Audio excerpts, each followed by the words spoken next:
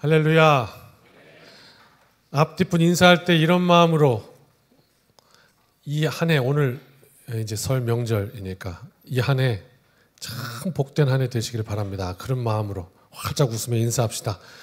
이 한 해 복된 한 해 되시기 바랍니다. 주님의 날입니다. 잘 오셨습니다. 반갑습니다. 감사합니다. 다른 교회 와서 설교하는 느낌이에요. 아니, 오랜만에 본 분들도 있고 또 안 보이기도 하고 하니까. 로마서 2장 두 번째 시간이에요. 급할 거 없다 했죠? 한 절 한 절 우리가 충분히 말씀을 이해하고 넘어가는 것, 거기에 초점을 맞출게요. 6절부터 풀어보아요. 같이 읽습니다. 시작. 하나님께서 각 사람에게 그 행한 대로 보응하시되. 아멘. MBTI라고 해서 사람마다 성향이라는 게 다름을 나타내는 거예요. T냐 F냐 이런 거 많이 얘기하죠. T는 되게 현실적인 사람이고 F는 감성, 이미 풍부한 사람이고, 그죠? 아내가 와서 옆집 아줌마랑 싸웠다고 막 그러면 아내 편 안 들어주죠. 당신이 뭐 잘못했겠지. 이게 T예요. 사실대로 얘기하는 거. F는 또 공감해 주는 거. 어이 그럼 아줌마 그냥 이러면서 아내 편 들어주는 게 이제 F고. 그렇죠. 지난번에 하나 말씀드린 적이 있는데요. 차 타고 가다가 다음에 합시다.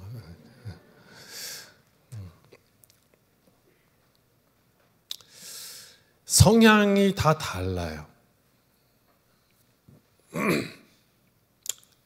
이 성경에는 은혜를 이야기하기도 하고 심판을 이야기도 하기도 해요. 하나님의 공의를 이야기하기도 하고 하나님의 사랑을 이야기하기도 해요. 그런데 공의와 사랑, 은혜와 심판, 사실 이거 같은 자리에서 공존하기 굉장히 힘든 일이에요. 은혜로 하는 거지 하다 보면 이 심판이 무너져요. 심판을 너무 강조하다 보면 은혜가 있을 자리가 없어요. 하나님의 공의에 비추면 우리는 다 죽어요. 그런데 하나님의 사랑으로 우리를 구원하셨대요. 그러면 하나님의 사랑으로 우리를 구원해서 나 같은 죄인을 살리셨으면 하나님의 공의는 사실 상처를 입을 수밖에 없어요. 의롭지 않은 거니까요. 그래서 이 은혜와 심판 참 함께 두기 어려워요. 심은 대로 거두리라, 이거는 하나님의 공의에 가까워요. 그런데 성경에는 이래요.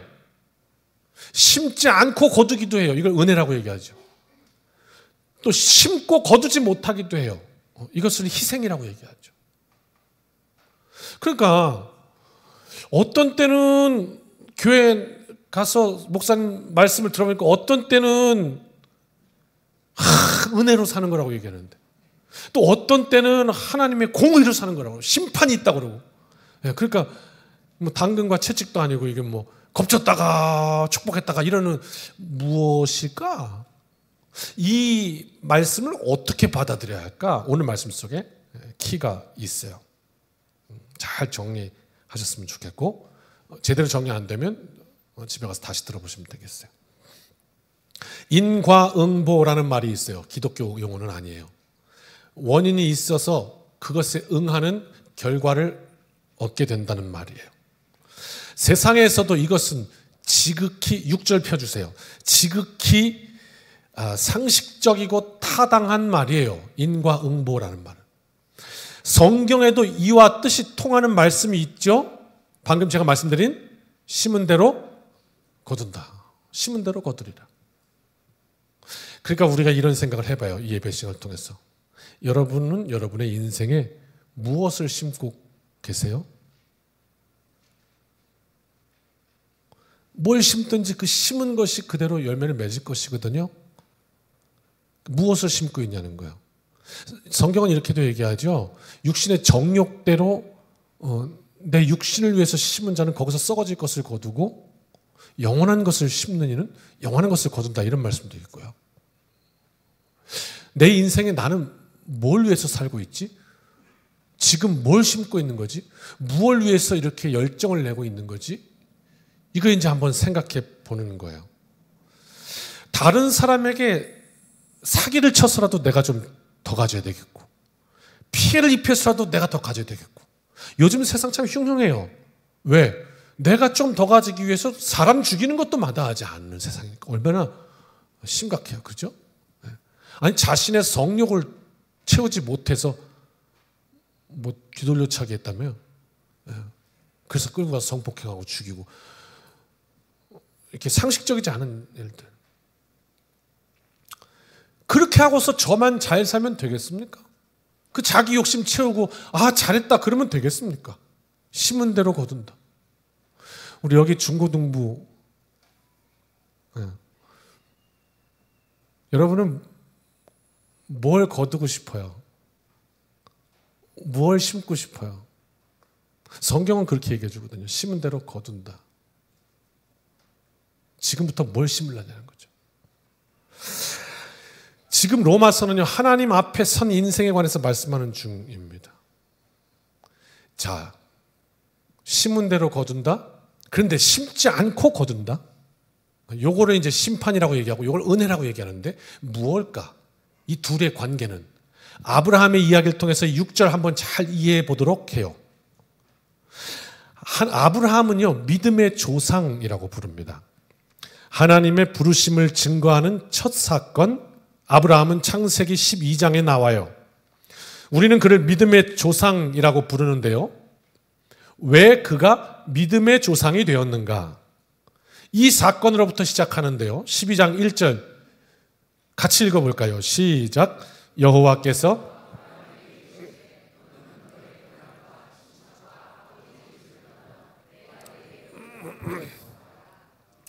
아멘. 어느 날 하나님이 나타나셔서 이걸 부르심이라고 하죠. 지금 이 시간에도 있는 거예요. 예배 시간에 말씀을 듣다가 갑자기 그래, 아멘, 나 그렇게 해야 되겠다. 이게 부르심이거든요. 하나님께서 역사하시는 거거든요. 성령으로 역사하시는 거. 아브라함에게도 이 사건이 있었던 거예요. 부르심. 그래, 하나님이 원하시는 그 뜻. 그래, 그렇게 하자. 그리고 결단을 내렸어요. 짐을 싸가지고 아브라함은 말씀대로 순종합니다. 이게 믿음의 조상이라고 불렸던 근거예요. 가장 중요한 것. 만약 아브라함이 이 부르심 앞에 노맨, 나는 그렇게 할 수 없습니다, 싫습니다, 그냥 이렇게 여기에서 살랍니다 했더라면 그 이후에 아브라함의 모든 사건은 아무것도 없었어요. 거기까지였겠죠. 그러나 그 말씀에 아멘 함으로 인생이 달라진 거예요. 이게 얼마나 중요한가 하는 거예요. 오늘 예배 시간을 통해 말씀 앞에 내가 무엇에 아멘 할 거냐, 무엇을 붙들 거냐, 그리고 무엇을 결단할 거냐, 여기에 따라서 하나님의 역사가 쫙 갈라진다는 어마어마한 사실을 보여줘요. 믿음이 아니고는 불가능한 일이었기에 아브라함은 믿음의 조상이 되었습니다. 이 사건 때문에. 그런데 이것이 온전한 믿음이냐? 성경은 지극히도 인간적인 부분을 보여줍니다. 아브라함의 이 엄청난 믿음만 보여주지 않아요. 아브라함의 정말 볼품없고 초라한 실수, 허물 다 보여줍니다. 한번 보실까요? 온전한 믿음인가? 그런데 하나님, 제가 하나님을 신뢰합니다, 하나님을 믿습니다, 하나님의 뜻에 따라 살기를 원합니다 했는데 온전하냐 이 말이에요. 좀 더 생각해 봐야 하죠. 우리가 들어서 알고 있지만 다시 한번 확인하면서 그 알고 있는 말씀을 내 삶과 연결시킵시다. 4절입니다. 같이 읽어요. 시작. 이에 아브라함이 여호와의 말씀을 따라갔고 롯도 그와 함께 갔으며 아브라함이 하란을 떠날 때에 75세였더라. 아브라함이 여호와의 말씀을 따라갔다. 믿음이죠. 말씀을 따라간 거니까 아멘, 믿음이에요. 그런데 그 바로 뒤에 뭐라고 그래요? 롯도 그와 함께 갔으며. 이건 믿음이에요? 왜 아니죠? 하나님께서 친척을 떠나가라고 그랬거든. 그러면 롯도 친척이에요. 그죠? 조카잖아요. 그러니까 떠나가라는 거예요. 이게 무슨 의미를 가지고 있냐면 우리가 교회에서 간증합니다. 병에 나은 간증도 하고 실패했다가 다시 재기해서 일어나는 간증도 하고 죽을 뻔한 위기에서 살려주신 것도 간증하고 직장에서 너무 어려웠던 문제가 해결된 것도 간증하고 근데 여러분 그 간증하는 분의 그 핵심 안에 있는 매번 반복되는 얘기가 있어요. 이런 얘기예요. 목사님 저에게 정말 어려움이 왔는데요. 그런데 가만히 말씀 듣고 기도하다 보니까요. 이 어려움이 이걸 통해서 제가 그동안 여기 저기 기대던 것들을 하나님께서 다 잘라버리셨고요. 이게 핵심이에요. 오직 이걸 통해서 하나님만 바라보게 하셨어요. 하나님밖에 없습니다. 그리고 두 손 들게 하셨어요. 그러고 나서 하나님께서 내 삶을 꽉 붙들어 주시더라고요. 이게 핵심이에요. 뭐죠? 오직 하나님만 바라보게 하셨어요. 이게 간증만 나오는 사건이거든요. 그러니까 친척을 떠나라는 건 뭐냐면 아브라함에게 하나님께서 부르심을 주시고 은혜를 주시려고 했는데 아브라함이 오직 하나님만 바라보게 하셨어요. 롯을 데리고 가겠다는 건 뭐냐면 하나님도 바라보고 가끔은 인간적으로 의지할 롯도 바라보겠다는 얘기였어요. 그래도 내가 좀 얘기할 상대 하나 정도는 있어야지. 그래도 외로운데 내 편 하나는 있어야지. 그래서 롯을 데리고 갔단 말이에요. 한번 생각해 보실까요? 친척이 많았을 거 아니에요. 그죠? 그 많은 친척 중에 왜 롯이었을까요?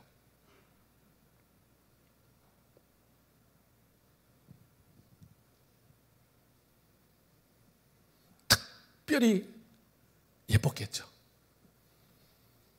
한번 상상해 보세요. 가까웠겠죠. 왜 조카라고 다 같은 조카 아니잖아요. 왜 특별히 이렇게 애정이 가는 조카 있잖아요. 오히려 내 딸보다도 더 이쁜 이런 조카가 있을 수도 있잖아요. 그게 롯이었다고요. 그래서 어떻게 롯 하나 딱 데리고 떠난 거라고. 근데 그게 불순종이야. 온전한 순종이 되지 못했어요. 지금요. 인과응보 설명하는 중입니다. 6절 오늘 본문. 심은 대로 거둔다 설명하는 거예요. 이 아브라함이요. 어쨌건 말씀에 따라 순종하여 떠나긴 했습니다. 사실 이것도 인간적인 측면에서는 대단한 거죠. 그러나 말씀을 다 이 사건들을 읽고 나서 전체적인 그림을 딱 보니까요. 이런 결론에 이르더라고요. 분명 롯을 데리고 갔던 그 사건이 만약 아브라함이 조금 더 하나님 앞에 씨름하면서 온전히 순종하기 위해서 롯을 너무 데려가고 싶지만 그걸 포기하고 롯을 데려가지 않았더라면 틀림없이 아브라함에게는 지금 이것보다는 더 좋은 하나님의 복이 기다리고 있었을 것이다. 더 좋은 상황이 그의 앞에 놓였을 것이다. 하나님께서 계획하신 바 다 이루셨을 것이다. 이런 이야기예요. 이게 지금 은혜와 심판을 제가 풀어가려고 여러분께서 열쇠를 하나하나 드리는 거예요. 차근차근 한번 생각해 보십시오. 그렇게 이제 데리고 갑니다. 롯을 데리고 가요. 그리고 아브라함이요. 이렇게 살아가다가 흉년을 만났대요. 어려움을 당했는데 애굽에는 음식이 많다는 거예요. 그래서 잠시 애굽으로 이렇게 자리를 옮기는데요. 그 애굽에 도착하자마자 아브라함이 첫 번째로 만나는 사건이 뭔지 아십니까? 혹시 기억하십니까? 성경 찾지 마시고 감으로 한번 생각해 보십시오. 창세기 12장에 아브라함이 떠나라 그래서 롯 데리고 떠났어요. 그러다가 흉년을 만나 애굽으로 갔어요. 가자마자 첫 번째 만나는 사건. 네. 한번 읽어볼까요? 창세기 12장 11절이에요. 11절로 13절 같이 읽어봅시다. 시작. 그가 애굽에 가까이 이르렀을 때에 그의 아내 사레에게 말하되 내가 알기에 그대는 아리따운 여인이라. 애굽 사람이 그대를 볼 때에 이르기를 이는 그의 아내라 하여 나는 죽이고 그대는 살리리니 원하건대 그대는 나의 누이라 하라.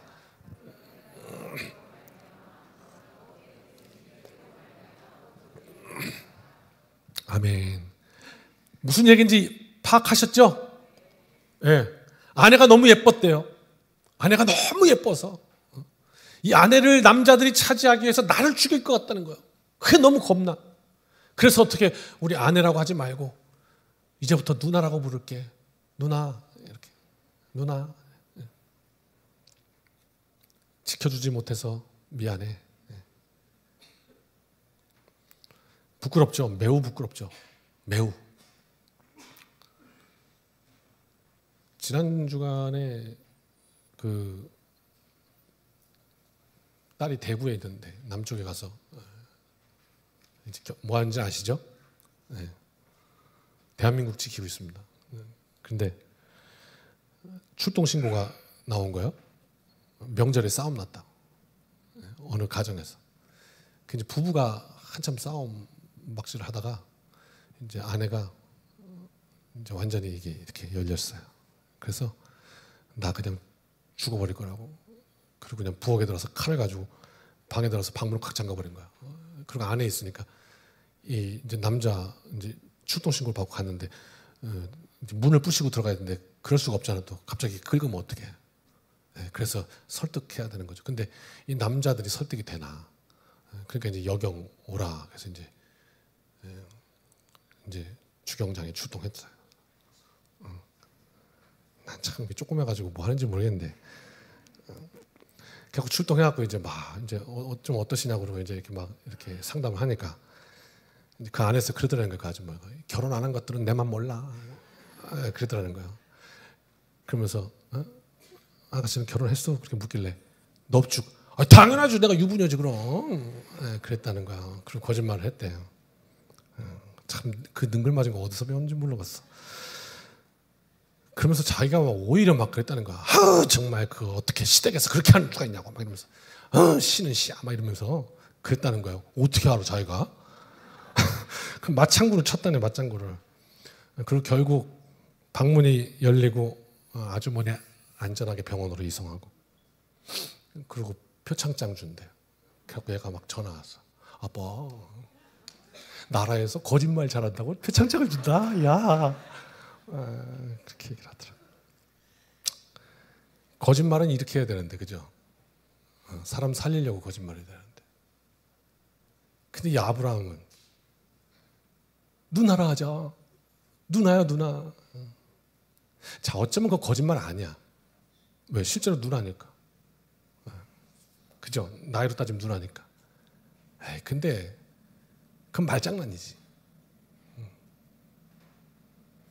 그런데요, 이렇게 거짓말하고 그 뒤에 재밌는 일이 일어납니다. 한번 보실까요? 창세기 12장 14절부터. 이런 사건이 일어나요, 뒤에. 같이 읽어보십시다. 시작. 아브라함이 애굽에 이르렀을 때 애굽 사람들이 그 여인, 누구요? 잠깐만요. 그 여인 누구요? 아브라함의 아내 사레.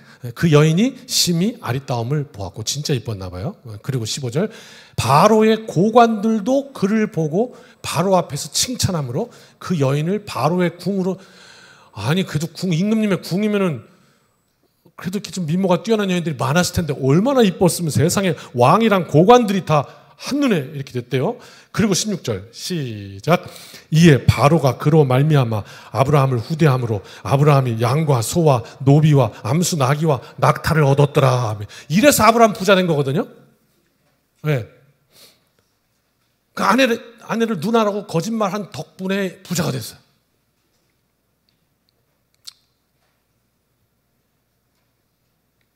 어떻게 생각하십니까? 잘했습니까? 아내와 바꾼 거짓말, 그를 통하여 얻어진 부. 와, 야 아브라함 얼마나 불안했을까?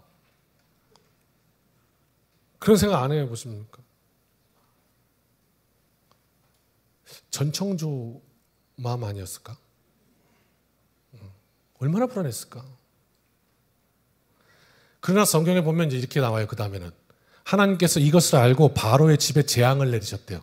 근데 바로가 그 재앙을 경험하고서 깨달아요. 아, 이거 지금 뭔가 잘못됐구나. 이거 지금 이놈이 거짓말했구나 나한테. 그래서 혼을 내면서 돌려보내죠. 그 바람에 아브라함은 부를 얻어요. 너무 좋죠. 그 거짓말 너무 잘했지. 아, 잘했다. 그럴까요? 과연? 이 사건을 어떻게 조명해야 합니까? 지금 두 가지 사건 말씀드렸습니다. 한 가지는 롯을 데리고 왔던 잘못. 두 번째는 불신하여 아내를 누이라고 거짓말했던 장면. 그런데 그 앞에 어떤 장면이 있었습니까? 하나님이 너 내가 지시할 땅으로 가라 했을 때 예 하나님 했던 순종의 장면도 있었어요. 하나님은요, 이 순종한 아브라함의 그 결단을 정말 귀하게 여기셨어요. 그래갖고 어떻게 아브라함이 중간에 실패하고 불순종하고 허물있고 넘어진 모습, 거짓말하고 이 모습도 바꿔서 은혜를 주셨어요. 거짓말했는데도 그냥 그걸 통해서 또 복을 주셨어요. 이래도 복을 받고 저래도 복을 받고. 이 시작이 믿음이었거든요. 그러나 그 삶이 온전한 건 아니었습니다. 아, 그러면 거짓말하길 잘했구나. 아, 불신하길 잘했구나. 아니요. 만약 그것이 아니었다면 더 좋은 결과를 받지 않았을까요? 친척을 떠나라 했구만 아무래도 불안해서 롯을 데리고 떠났고, 아시죠? 하나님의 인도하심을 불신해서 아내를 아내라 부르지 못하고 누나라 불러야 하는, 하나님께서 은혜로 바꾸셨지만 성경은 오늘 우리에게 뭘 얘기해 주냐면, 보세요. 심은 대로 거두리라. 우리가 정말 실수하고 넘어지기도 했지만 하나님은 그걸 은혜로 바꿔주시지만, 그러나 심은 것은 분명히 그 열매를 낸다는 사실입니다. 이걸 우리에게 알려주는 거예요. 롯이요, 창세기 13장 5절부터 7절입니다. 얼마나 사랑하고 예뻤으면 세상에 하나님 말씀하시는데 그래도 얘만큼은 하고서 데리고 왔던 게 롯인데, 한번 보십시오. 시작. 아브라함의 일행 롯도 양과 소와 장막이 있으므로 그 땅이 그들이 동거하기에 넉넉하지 못하였으니 이는 그들의 소유가 많아서 동거할 수 없었음이니라. 7절. 그러므로 아브라함의 가축의 목자와 롯의 가축의 목자가 서로 다투고. 6절 다시 가봐요. 아마 아브라함이랑 롯이랑 재산이 둘 다 별로 없었으면 싸울 일도 없었을 거예요. 얼마나 내가 이뻐하는 롯인데 얼마나 잘 지냈을까. 콩 한쪽 반쪽 나눠 먹으면서 잘 지냈을 거야. 그런데 인생 문제는 항상 욕이라니까요. 어떻게 해요? 그들의 소유가 많아서. 많은 게 문제예요. 많은 게 문제예요. 그러니까 우리가 필요 이상으로 구하는 것도 사실은 그 복이 아닐 수 있어요. 항상 많아서 문제가 일어나니까. 소유가 많아서 문제가 일어났대요. 그 롯, 하나님 앞에 온전히 순종하지 못한 열매가 지금 이렇게 나오고 있어요. 분명히 아브라함은 알았어요. 내 심은 대로 거뒀다는 걸 깨달았어요. 그걸 어떻게 알 수 있냐면요, 그래서 하나님 앞에 회개하는 마음. 네가 먼저 떠나라. 양보하잖아요. 네가 먼저 떠나라. 여러분, 그게 쉬운 양보일 것 같으세요? 아닐 것 같아요.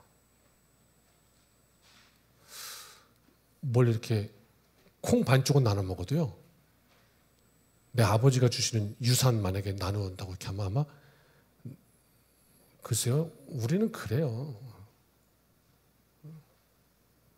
그런데 땅을 양보한다고요? 게다가 보니까 이쪽은 물도 많고 기름기가 쫙 흐르는 땅이고 이쪽은 척박한 땅인데 양보한다고요? 이제 알았을 거야, 아브라함은. 하나님께서 함께 하심이 중요하지. 하나님 말씀하시지 않은 선택을 내가 했던 것, 그로 인해서 오늘의 이 사건이 왔구나. 그리고 사죄하는 마음으로 롯 먼저 보내요. 그리고 이제는 하나님의 함께 하심을 붙들겠습니다. 그리고 갔다고. 누가 봐도 그 땅이 좋았다고. 소알 땅, 소돔과 고모라 땅, 거기가 좋았다고. 그런데 그걸로도 끝나지 않아요. 그렇게 해서 헤어져요. 얼마나 가슴 아프고 쓰라렸겠어요. 근데 그걸로도 끝나지 않아요. 거기서 전쟁이 일어나서 롯이 다 죽게 됐잖아요. 그래서 그것도 구하러 들어가서 전쟁 한바탕 합니다. 얼마나 그 쓴 열매 힘들었는지 몰라요. 잘못된 선택에 대해서 대가를 톡톡히 치릅니다. 자, 그럼 아내를 누이라고 했던 이 사건은 심은 대로 거두리라. 어떻게 될까요? 아니요. 거짓말했더니 더 재물이 생기네? 더 잘 살게 됐네? 어이구야, 이거 좋다, 야. 거짓말도 적당히 하고 살아야 되는구나. 아니요. 창세기 26장 한참 뒤로 가보면 그런 얘기가 나와요. 심은 대로 거두리라가 나온다고. 창세기 26장 6절 볼까요? 이삭이 누구죠? 아브라함의 아들이에요, 아들. 아브라함이 자기 아내를 누나라고 불렀어요. 이삭 얘기 들어보세요. 같이 시작. 이삭이 그랄에 거주하였더니 7절 그곳 사람들이 그의 아내에 대하여 물으매 그가 말하기를 그는 내 누이라 했으니. 우리 아버지가 했던 건 똑같이 합니다. 심은 게 여기서 거둬지네요. 아들도 똑같은 삶을 반복합니다. 그 아버지의 그 아들이네요. 자, 이제 결론을 한번 내볼까요? 아브라함의 믿음의 선택. 하나님께서 너 그 땅을 떠나 가라. 거기서부터 하나님 역사가 시작됐어요. 그리고 그것 때문에 아브라함을 믿음의 조상이라고 불러요. 그 완성은 나중에 어디죠? 모리아산에서 일어나요. 결국은 네 아들 바쳐라. 그동안의 수많은 사건을 통해 아브라함은 알았어요. 온전히 순종하는 것이 여호와 이레를 만나는 길이구나. 그리고 아무 말 없이 모리아산으로 향했던 아브라함. 인생의 여정을 보여주고 있잖아요. 그래요. 결국 그것이 예수 그리스도를 예표하게 되었죠. 아브라함의 믿음의 선택. 하나님은요, 우리가 지금 믿음으로 이렇게 오늘 이 자리에 나와 있잖아요. 하나님 앞에 예배드리고 있잖아요. 믿음으로 오늘 우리의 시간을 하나님 앞에 드리고 있잖아요. 하나님은 그 선택 위에, 그 길 위에 은혜를 부으세요. 우리가 좀 부족해도, 우리가 좀 연약해도, 넘어지지만 그래도 또 와서 다시 한번 하나님 앞에 회개 기도를 드리고 다시 한번 하나님 새롭게 결단하고 이 삶에 대해서 하나님은 은혜 주신다니까요. 복 주신다니까요. 듣기 좋으라고 하는 말은 아니에요. 사실이니까. 하나님은 그 믿음의 선택 위에 하나님의 은혜를 부으세요. 그런데 우리가 간구하지 말아야 할 건, 놓치지 말아야 할 건, 그러나 우리가 살면서 잘못된 선택, 믿음이 아니었던 선택, 우리의 정욕으로 구했던 선택, 이 선택들은 우리가 거둔다는 사실을 가볍게 여겨서는 안 된다는 거예요. 심은 대로 거두리라. 공존하는 거예요. 거기에 대해서는 반드시 우리가 가볍게 여기지 말아야 합니다. 그럼 이 사실이 오늘 우리에게 무슨 얘기를 하는 겁니까? 협박하는 겁니까? 너 똑바로 안 살면 나쁜 열매 거둔다? 아니요. 오늘 이 말씀이 우리로 하여금 하나님 앞에서 잘 살아야 하는, 오늘을 살아야 하는 소망이 되는 것이고 내일을 잘 살아야 하는 우리의 이유가 되는 것이에요. 아, 오늘도 영원한 것을 향해 심고 거두리라. 이건 말이죠. 자, 로마서 2장 빨리 쭉쭉쭉 하고 끝내겠습니다. 6절, 7절, 8절 이제 풀겠습니다. 지금 이렇게 얘기했습니다. 인과응보, 심은 대로 거둔다. 하나님께서 각 사람에게 그 행한 대로 보응하시되 이렇게 말씀했습니다. 자, 그 보응은 이렇습니다. 설명합니다. 7절. 참고 선을 행하여 영광과 존귀와 썩지 아니함을 구하는 자에게는 영생으로 하시고, 두 개를 비유하고 있어요. 8절까지 읽고 다시 갑시다. 오직 당을 지어 진리를 따르지 아니하고 불의를 따르는 자에게는 진노와 분노로 하시다. 다시 앞에는 영생으로 하시고 뒤에는 분노와 진노로 하시고, 이게 달라요. 7절 다시 가봐요. 참고 선을 행한다. 그러니까 우리가 선을 행한다는 거, 하나님의 뜻대로 산다는 거, 말씀 붙들고 산다는 거. 다시 말하면 이 7절은 그 삶은 무언가 참아야 하는 게 있다네요. 참고 선을 행한다. 참아야 하는 게 있대. 인내해야 하는 게 있다는 거예요. 자, 그 다음 7절 계속 봐요. 영광과 존귀. 이게 뭡니까? 영광과 존귀. 부귀영화 이 말 아닙니까? 영광과 존귀. 맞죠?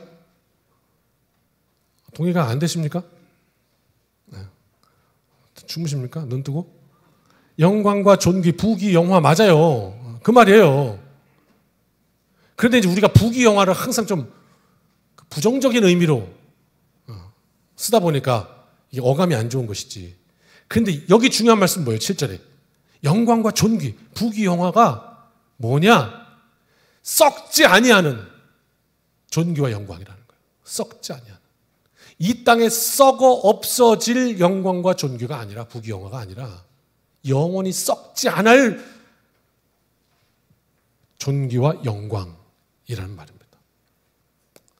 한낱 봄꿈 같은 일장춘몽과 같은 있다가 없어질, 있다가 썩어질, 안개같이 사라질 그런 부귀영화 말고 영원히 사라지지도 않고 소멸되지도 않고 영광스럽고 영원히 존귀한 그거를 구하는 사람들, 그래서 참는 거예요. 그래서 참는 거라고. 그래서 하나님의 뜻을 구하는 거라고. 이 길로 가면 하나님께서 복 주실 거 아니까. 롯 데려가고 싶지만 그래도 참는 거예요. 하나님께서 말씀하신 대로 온전히 순종하는 것이 가장 좋은 길인 걸 믿으니까 그 믿음이 참게 하는 거예요. 그래서 가는 거예요. 지켜줄 줄 믿고. 그 하나님의 영광을 구하는 인생에게 구하라. 그리하면 주실 것이다. 약속하신 대로 7절 구하는 자에게는 어떻게 해요? 영생으로 하신다고요. 그 다음 8절 그런 사모함이 없으니까 불의를 따라 살겠죠. 세상을 따라 살겠죠.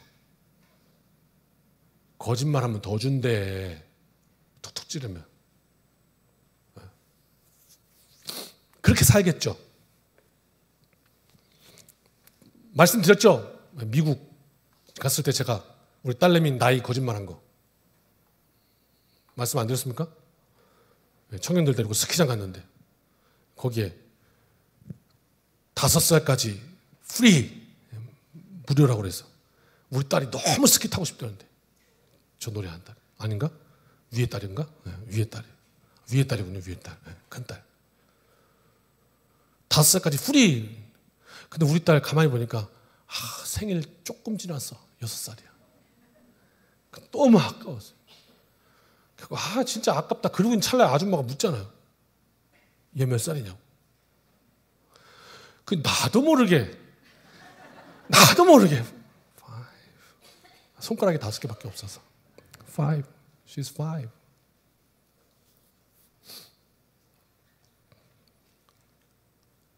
무료로 티켓 끊는 건데 이놈의 딸이 갑자기 I'm 6 이러는 거예요. 정말 개망신을 당하고 얼굴이 뽀개져갖고 결국 티켓도 못 끊고 딸 손 붙들고 나와서 막 나왔어. 그때 전도사였어요. 너무너무 돈이 없었어요. 태워줄 수도 없고 얘 태워주면 우리 손가락 빨아야 되는데 근데 그런 사정 다 말이 안 돼. 그런 사정이 거짓말해야 될 이유가 되지 않아. 얘는 뭔가 아빠는 땀 흘리죠. 뭔가 잘못됐죠. 너무 불안한 거야. 그래서 덜 떨고 있어 얘가. 자기가 뭐 실수한 줄 알고. 이 딸이 굉장히 용감했어요. 공원에도 가면 운동하고 있는 아저씨들 가면 옆에 가고 그 뚱뚱한 아저씨들 막 운동 열심히 하고 있으면 딱 가서 살 좀 빼셔야겠는데 뭐 이런 딸이에요. 이 말을 잘해가지고 어릴 때부터. 그러니까 자기가 말했다가 실수한 거예요. 아니야 딸아 네가 실수한 거 아니야. 앞으로도 I'm 6 해야 돼. 얼마나 회개했는지 몰라요. 아빠가 정말 오늘 실수했어. 정말 잘못 가르쳤어. 돈을 주고 사서라도 정직을 가르쳐야 하는데 아빠가 정말 잘못 가르쳤어. 정말 미안해. 심은 대로 거두는 건데 말이에요. 큰 화를 부를 뻔했지. 큰 화를 부를 뻔했지.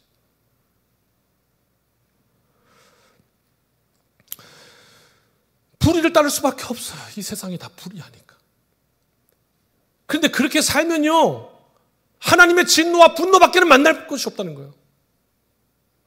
그렇습니다. 심은 대로 거두리라. 그 다음 마지막 이제 9절, 10절, 11절인데요. 이 말씀은요, 이제 가장 중요해요, 오늘 중에. 이 말씀은요, 우리에게 진정 희망이 될 수도 있어요. 그런데 어쩌면 이 말씀은요, 우리에게 굉장히 거북할 수도 있어요. 불편할 수 있어요.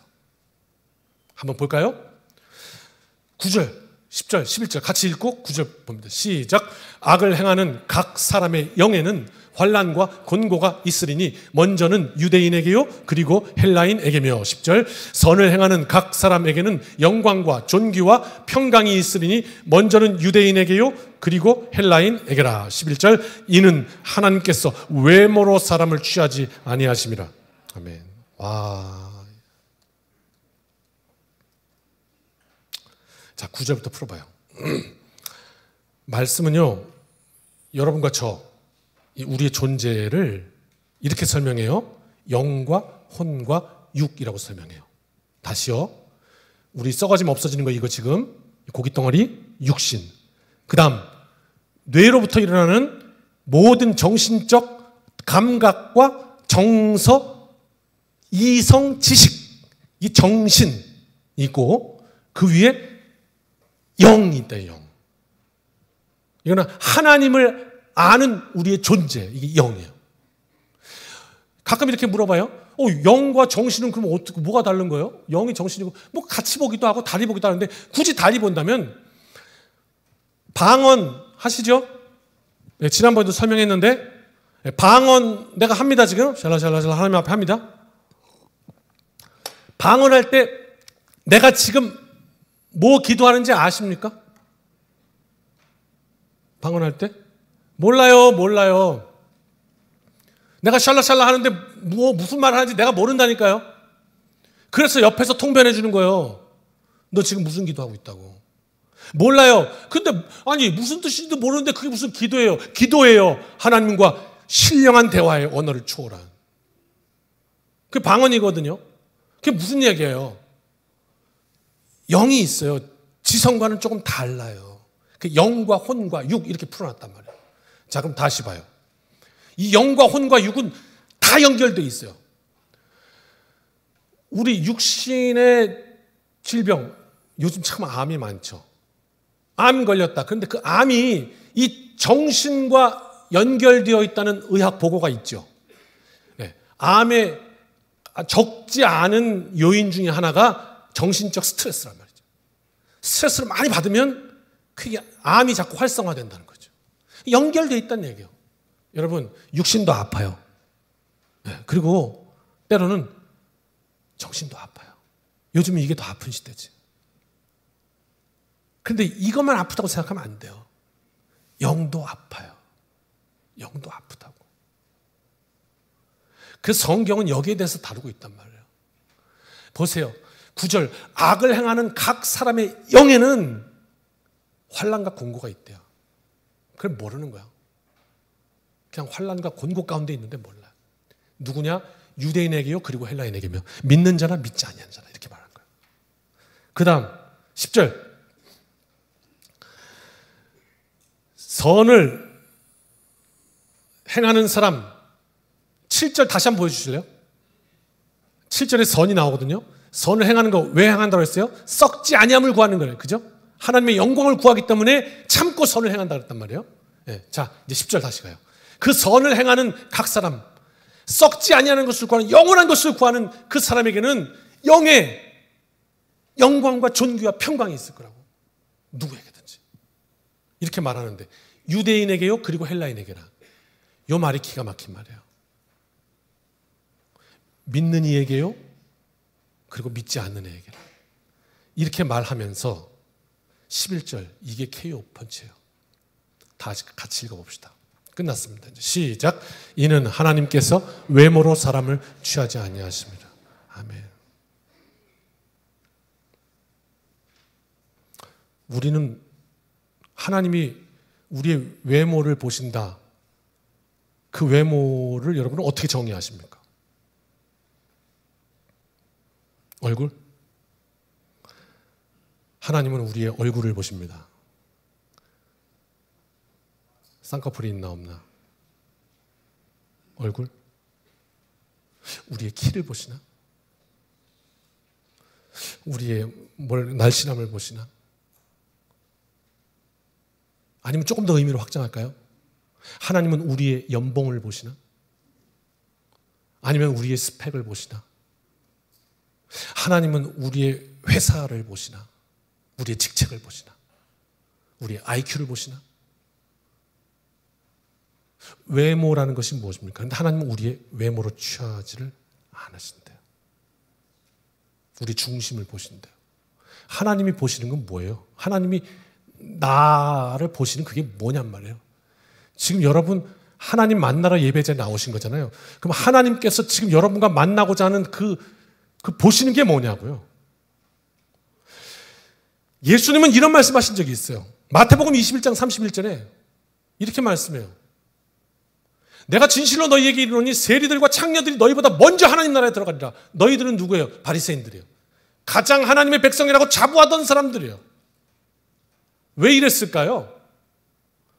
왜 이랬냐면요, 세리와 창녀들은요 드러난 죄인이에요. 당시 모든 세상 사람들이 저 사람들이 저 일을 한다는 걸 다 알아요. 세리는 민족을 팔아먹는 놈이라고 그랬고 창녀는 천하다고 그랬어. 다 알아. 그래서 어떻게 본인들은 다 드러난 죄인이라 하나님 앞에 나 같은 것도 은혜를 받을 수 있습니까? 그리고 울면서 회개하며 나왔다고. 근데 바리새인들은 드러나지 않은 죄인이야. 안 보여. 거룩해. 멀쩡해 보여. 멋있어요. 입은 옷도 명품이야. 직책도 뭐 어마어마해. 스펙이. 사람들이 존경해요. 그래서 어떻게 해요? 회개가 없어요. 주님이 보셨더니 중심이 다른 거예요.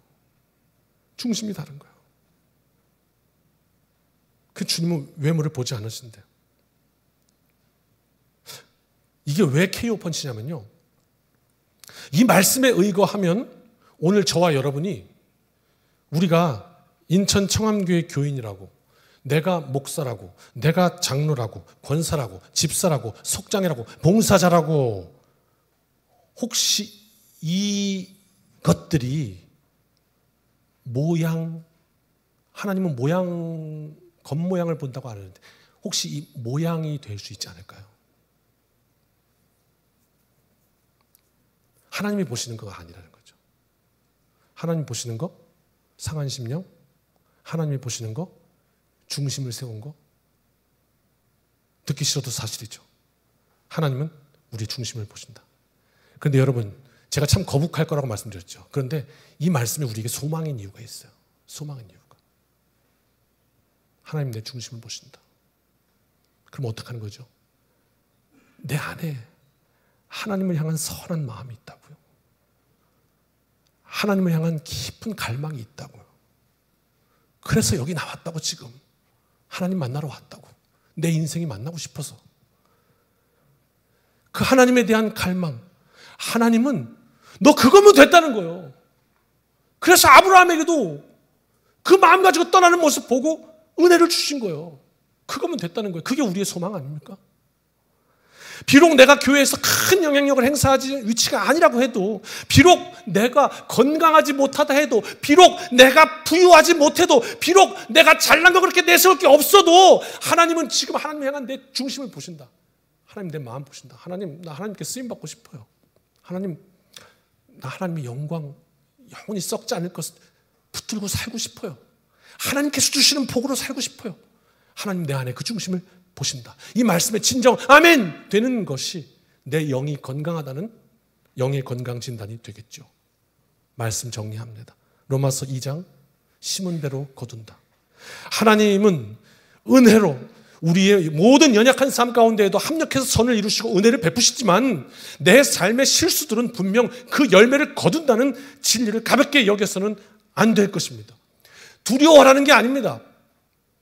협박하는 게 아닙니다. 이것이 심은 대로 거둔다는 것이 우리가 오늘을 잘 살아야 하는 이유가 되는 겁니다. 우리가 오늘 잘 살 때, 하나님 말씀 붙들고 살 때 소망이 되는 것입니다. 하나님께서 이 열매를 반드시 거두신다는 소망 말입니다. 어렵더라도 참아야 한다 하더라도 우리는 영원히 썩지 아니하는 것을 구하며 살아야 하겠습니다. 하나님은 오늘 우리의 겉모양, 스펙, 잘남, 연봉, 직책, 우리의 중심을 보신다 하셨습니다. 하나님은. 그 가장 핵심은 지금 이 예배를 통해 나를 하나님 앞에 세웠나 하는 것이죠. 이 한 주간 성령님 내 삶을 새롭게 하옵소서. 영혼을 사모하는 그 마음으로 표대를 세우고 달리는 이 복된 한 주간 되시길 주님의 이름으로 축원합니다. 찬양합시다. 찬양하고 기도합니다.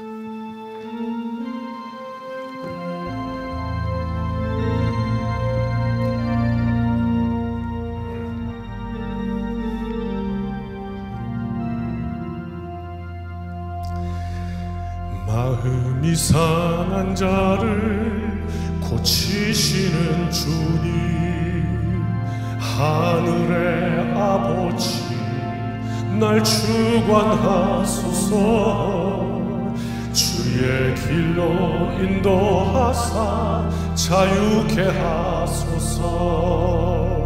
새 일을 행하사 부흥케 하소서.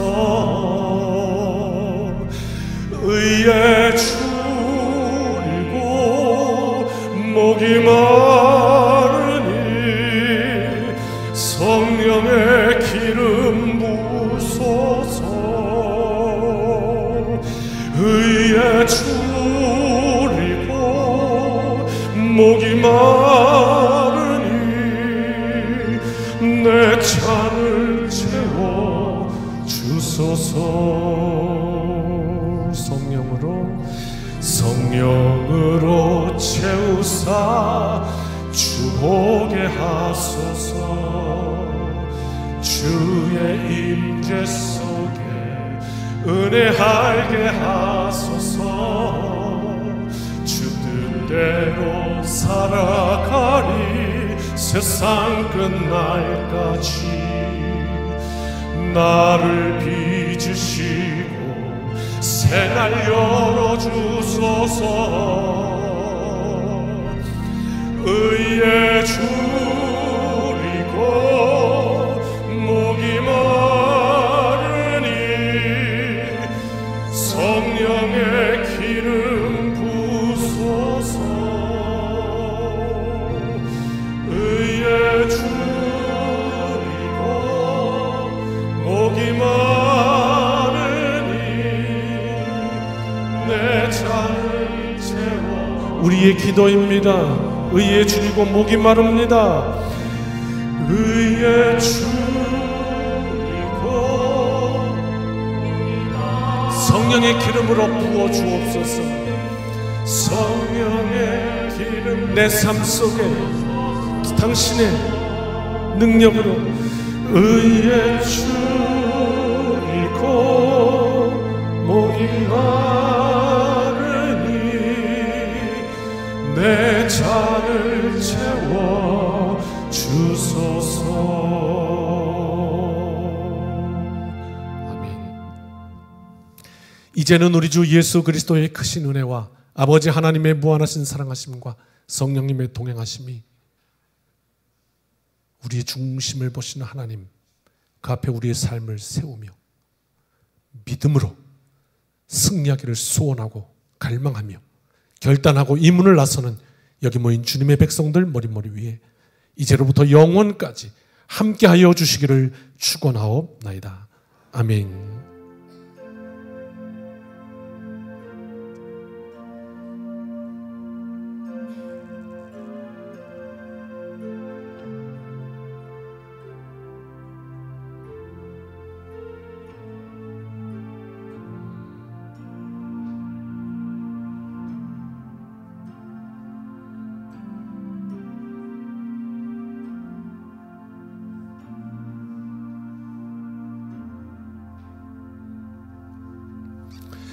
사랑하는 성도 여러분, 이 한 주간도 주님의 은혜로 승리합시다. 아멘.